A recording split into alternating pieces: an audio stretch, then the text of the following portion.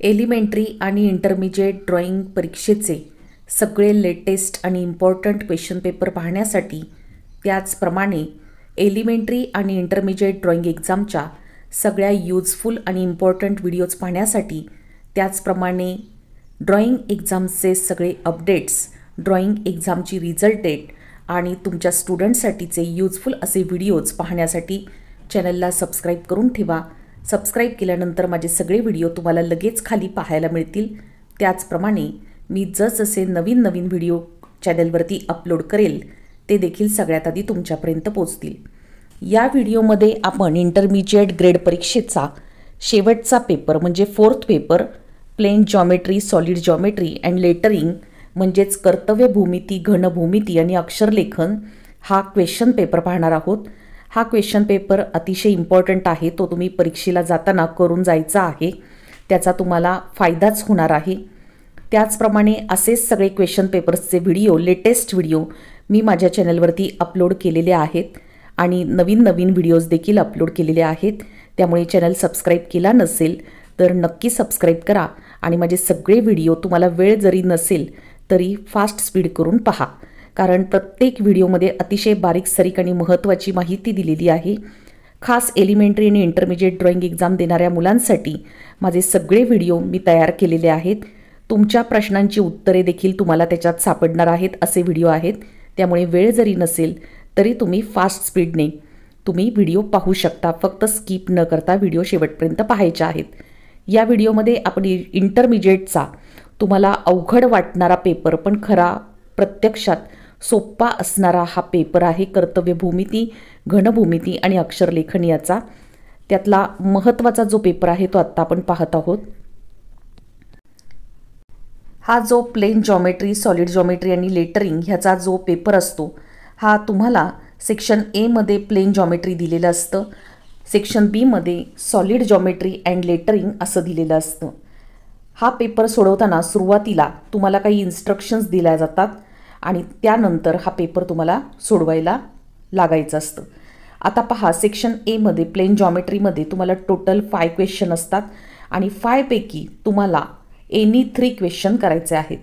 पण माझं तुम्हाला सांगणं असं आहे की एखादा क्वेश्चन जर चुकला तर तुम्हाला मार्क मिळत नाहीत. त्यामुळे जर तुमच्याकडे वेळ असेल तर तुम्ही 5 पैकी 5 म्हणजे 5 पैकी 5 क्वेश्चन तुम्ही सोडवायचे आहेत. तुमचं जे ॲन्सर शीट आहे ते तुम्हाला ड्रॉइंग एक्झामच्या सेंटरवरतीच तुमचा तो ड्रॉइंग पेपर मिळणार आहे. बाकीचं सगळं मटेरियल तुम्ही घरूनच घेऊन जायचं आहे. इतर एक्झामचे जे पेपर आहेत इंटरमिजिएटचे 3 पेपर, त्याच्याऐवजी ह्या 4थ्या नंबरच्या पेपरला तुम्हाला ए ग्रेड मिळण्याची जास्त शक्यता असते. कारण तुम्ही सोडवलेलं जर कन्स्ट्रक्ट केलेली डायग्रॅम आहे ती जर करेक्ट आली तर तुम्हाला ए ग्रेड मिळते. त्यामुळे व्यवस्थित तुम्ही शांतपणे प्रश्न व्यवस्थित वाचून घ्यायचा आहे, क्वेश्चन व्यवस्थित रीड करायचा आणि त्यानंतर स्टेप बाय स्टेप तुम्ही सुरुवातीला रफ फिगर काढायची आणि रफ फिगर काढल्यानंतर मग तुम्ही फायनल फिगर काढायची. रफ फिगर काढल्यानंतर ती रफ फिगर तुम्ही इरेज करायची नाही, खोडायची नाही, ती तुम्ही तिथेच तशीच ठेवायची. म्हणजे परीक्षकांच्या लक्षात येतं की तुम्ही ती स्वतः फिगर व्यवस्थित काढलेली आहे. त्याचप्रमाणे फिगर्सला तुम्ही नावं देणं अपेक्षित आहे आणि त्यानंतर तुम्हाला लेटरिंग हा सब्जेक्ट सोडवायचा आहे. सुरुवातीला मी प्लेन जॉमेट्रीविषयी थोडक्यात महत्त्वाच्या गोष्टी तुम्हाला सांगते.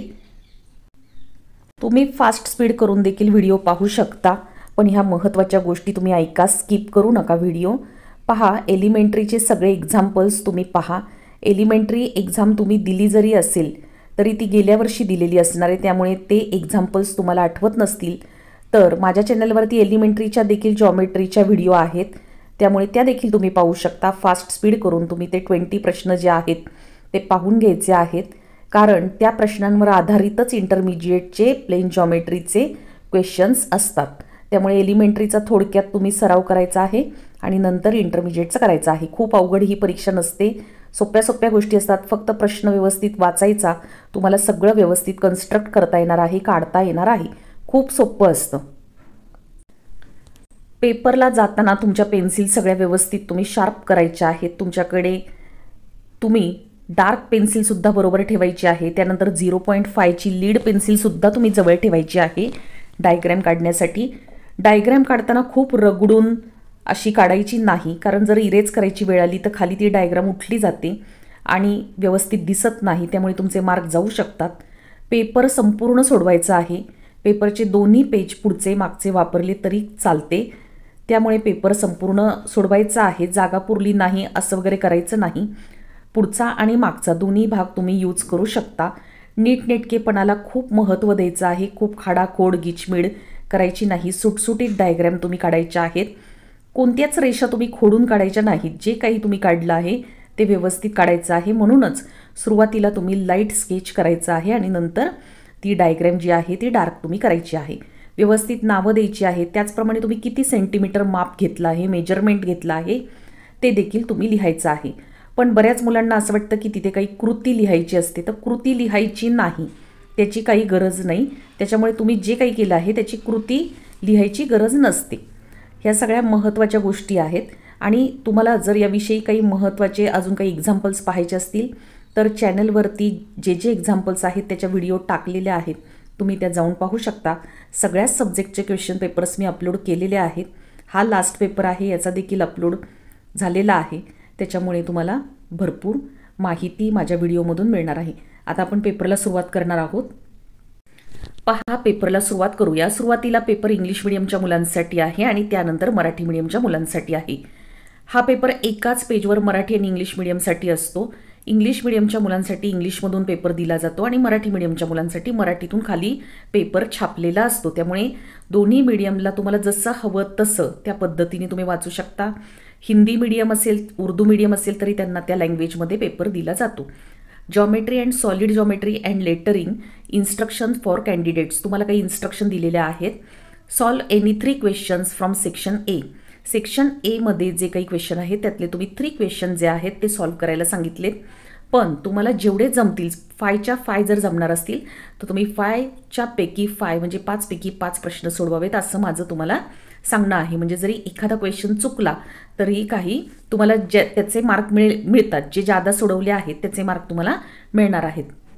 Second number, it is compulsory to solve all question of geometry and lettering given in section B. Section B मधले तुम्हाला सगळे क्वेश्चन सोडवायचे आहेत. ऑल द लाईन्स 3 नंबरला आहे पहा. All the lines drawn for the composition of the diagram should be permanent. They should not be erase. मग अशी सांगितल्याप्रमाणे डायग्रॅमच्या ज्या रेषा आहेत त्या तुम्ही इरेज करू नका, त्या तशाच ठेवा. त्यांना दिसलं पाहिजे. म्हणजे एखादी रेषा तुम्ही मारताना 5 सेंटीमीटर मारताना तुम्ही रेषा ओढताना ती रेषा जर पुढे गेली आणि आपण ॲरो दाखवतो तर 5 सेंटीमीटरच्या पुढे गेली तरी 5 सेंटीमीटरपर्यंत डॉट काढून खाली 5 सेंटीमीटर असं लिहायचं. पण ती रेषा आहे तशीच ठेवायची, तिथे खाडाखोड करायची नाही असं त्यांनी सांगितलं आहे. 4th नंबरला, while drawing the diagram special attention should be given to neatness and precaution. तुम्ही व्यवस्थित नीटनेटकेपणाने ते करायचं आहे. 5th नंबरला, if necessary both the sides back side of the paper may be use. मगाशीच सांगितल्याप्रमाणे पेपरच्या दोन्ही बाजू तुम्ही पेपरसाठी वापरू शकता. आता सेक्शन एमध्ये पहा, प्लेन जॉमेट्रीला काय प्रश्न आलेत. मराठी मीडियमच्या मुलांसाठी मी व्यवस्थित सविस्तर संपूर्ण पेपर सांगणार आहे, समजावून सांगणार आहे. हा पेपर तुम्ही एक्झामला जाताना करून जा. Answer any 3 question. First number, draw 3 non linear points A B and construct a circle passing through all the points. Second number, construct a parallelogram taking base 6 cm and angle A 70 degree. Third number, draw an angle ABC is equal to 75 degree and side it in 4 equal parts. Fourth number, construct a square ABCD with side 8 cm and construct 4 semicircles in it such that each semicircle touches 2 sides of square and their diameters to be adjacent. Fifth number, draw a line AB is equal to 4 cm. Take point C on certain distance from segment AB. Draw a line passing through point C and parallel to segment AB. असा English मीडियमच्या मुलांना हा paper आहे. Section B मध्ये solid geometry and lettering.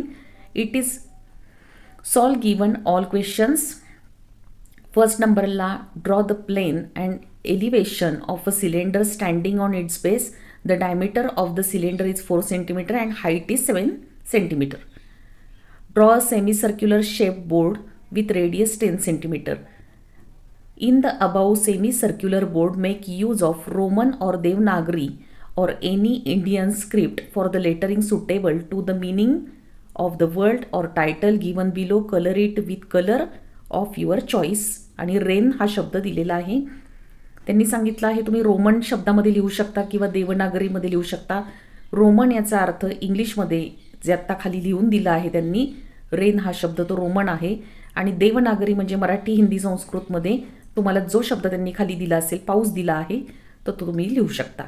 त्याचप्रमाणे तुम्ही तुमच्या आवडीनुसार त्याच्यामध्ये कलर्स भरू शकता. अशा प्रकारे ह्यांनी इथे सांगितलं आहे. पहा, मी तुम्हाला मराठीमध्ये व्यवस्थित सांगते. मराठी मीडियमच्या मुलांना मराठीमधून परीक्षेचा पेपर हा जो आहे तो व्यवस्थित कळेल. वर लिहिलं आहे पहा, कर्तव्य भूमिती, घनभूमिती आणि अक्षरलेखन. घाबरायची काहीही गरज नाही. हा पेपर तुम्हाला अतिशय इझी जाणार आहे. तुम्हाला ए ग्रेड मिळणार आहे. त्यामुळे काळजी करू नका. पेपर सोपा असतो.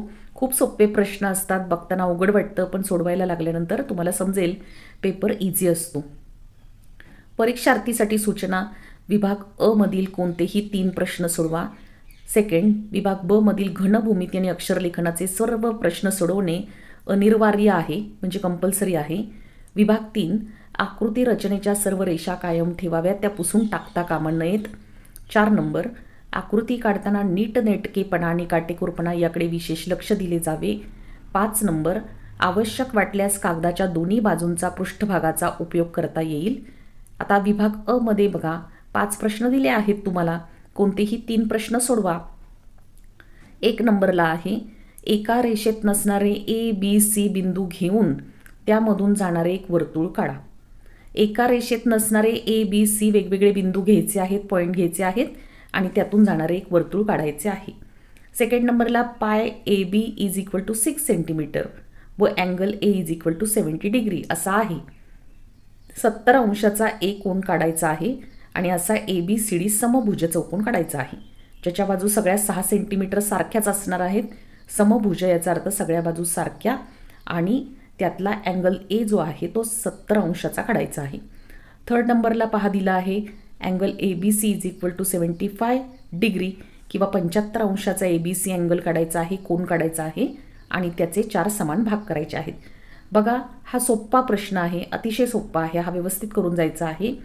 त्यानंतर 8 सेंटीमीटर बाजूच्या ए बी सी डी चौरसात 4 समान अर्धवर्तुळे अशा प्रकारे अंतर्लिखित करा की प्रत्येक अर्धवर्तुळ चौरसाच्या दोन्ही बाजूंना स्पर्श करून इतर अर्धवर्तुळाचे व्यास संलग्न राहतील.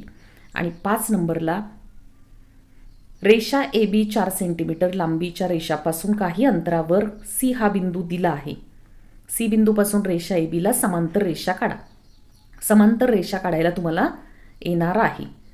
वर्तुळाचा एक आलेला आहे, ट्रायंगलचा एक आलेला आहे, म्हणजे कोणाचा एक आलेला आहे. त्यानंतर चौकोनाचा, समभुज चौकोन एखादा आला आहे, म्हणजे चौकोनामध्ये कोणत्याही प्रकारचा चौकोन तुम्हाला येतो हे तुमच्या लक्षात आलं असेल. आणि वर्तुळ म्हणजे सर्कलचा प्रश्न आलेला आहे, समांतर रेषेचा प्रश्न आला आहे. त्यामुळे सगळेच क्वेश्चन खूप इम्पॉर्टंट आहेत, ते व्यवस्थित तुम्ही करायचे आहेत. विभाग ब घनभूमिती याच्यामध्ये बघा, खालील प्रश्न सोडवणे अनिवार्य आहे. आता इथे 1 नंबरला दिला आहे, पायाचा व्यास 4 सेंटीमीटर, उंची 7 सेंटीमीटर आहे. अशा दंडगोलाचा म्हणजे सिलेंडर शेप असतो तो, अणुविक्षेप प्लेन व उद्विक्षेप म्हणजे एलिव्हेशन काढा. तुम्हाला अणुविक्षेप आणि उद्विक्षेप काढा असं इथं शब्द दिलेला आहे, तो तुम्ही काढायचा आहे. सेकंड नंबरला 10 सेंटीमीटर त्रिज्येच्या अर्धवर्तुळाकृती फलकाचे रेखाटन करा.